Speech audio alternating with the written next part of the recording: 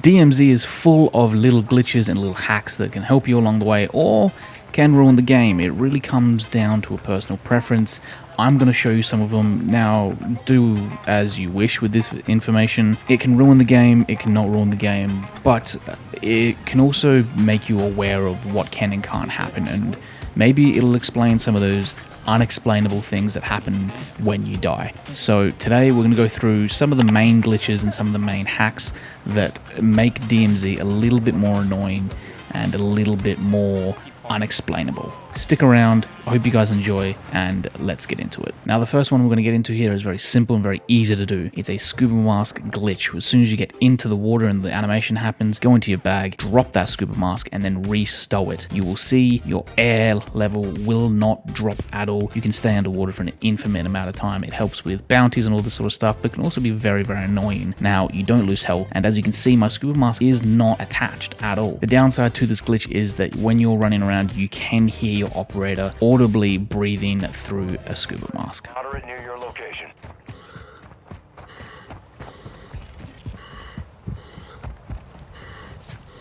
Now this next one is very controversial and I don't really like doing it. I've never done it other than the purpose of this video, although I do know how to do it, and it pisses a lot of people off, that's for sure. It's getting underneath the map in Ashika Island. Now you want to go to this zip. As you can see, my teammate pretty much nearly went all the way under the map here. What you need to do, go down this zip, it's the one next to the submarine, turn left, crouch, and you will fall under the map. You will start parachuting. If you go too far, well, you die. How did you do that?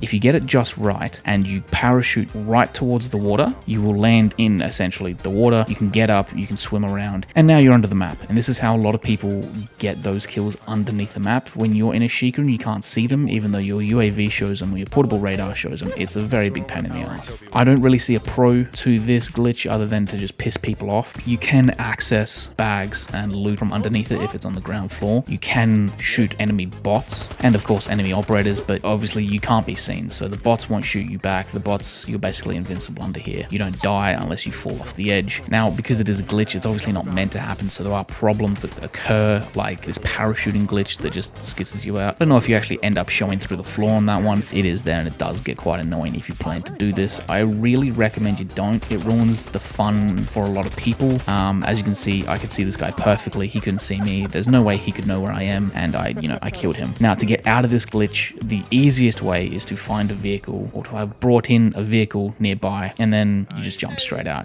You jump onto the vehicle and you're done. Up next, we have the Sniper's Nest glitch in Al Mazrah. It is very annoying because it kind of defeats the purpose of properly looting, but it can be helpful if you're in a bit of a jam, especially if you need to get away from bounty. If you go to where I am on the map, you take your bike, has to be a dirt bike, up through this building. I don't know who discovered this, to be honest with you, but if you take it up this building, up the stairs, out the window, the Sniper's Nest is right below you there. It does take some finagling to try and get the perfect angle. It took me a fair few tries just to get this right, but once you do get it, as you'll see, you glitch straight through the door, no issues whatsoever. Nobody can unlock it from the outside unless they have a skeleton key or the Sniper's Nest key, and well, from here you can open the door for your friends. You can get a shit ton of loot. There's 3 plates, there's masks, there's all sorts of stuff in here. Now this next one is very simple and very easy. It is getting into the police academy without using the key. If you get a large vehicle like an LTV or a TAV or even a truck and get your friends to stand in front of the glass windows, more or less it doesn't particularly matter which ones, but it can be done throughout them all. You ram them, they'll end up inside. From there, they can unlock the 2 doors, those 2 center doors, which allow you to get up through the middle, allowing you to access the entire top floor. Now to get out of this, it's very simple. All you need is to make sure that the vehicle is right near that window, and all you need to do is simply enter the vehicle and you will be out of the glitch. Sweet.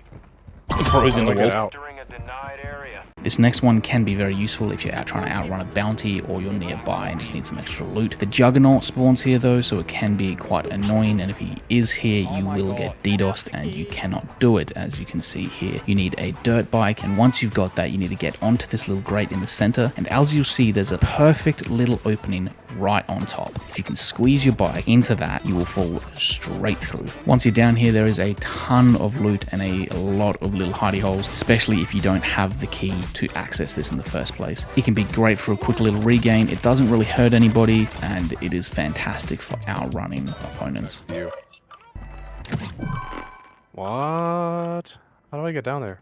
Next on the list, we have one involving a cargo truck. Now, I don't believe this works with any other vehicles. I don't know why, but if you are running away from players, or you just feel like you're bored, or if you just want to go for a swim, you can take your cargo truck directly into the water. As you're going in, lean out of the vehicle's window, and it should sink directly to the bottom. You can drive it around. It's absolutely fantastic. You can drive this straight back offshore. I tried to refuel and repair the vehicle just to see what would happen. I ended up floating directly back to the top, and my movement was disabled, ruining the truck. But it is fantastic if you need to get away from people really quickly. Ultra One, your squad is spread out. Advise you stay together.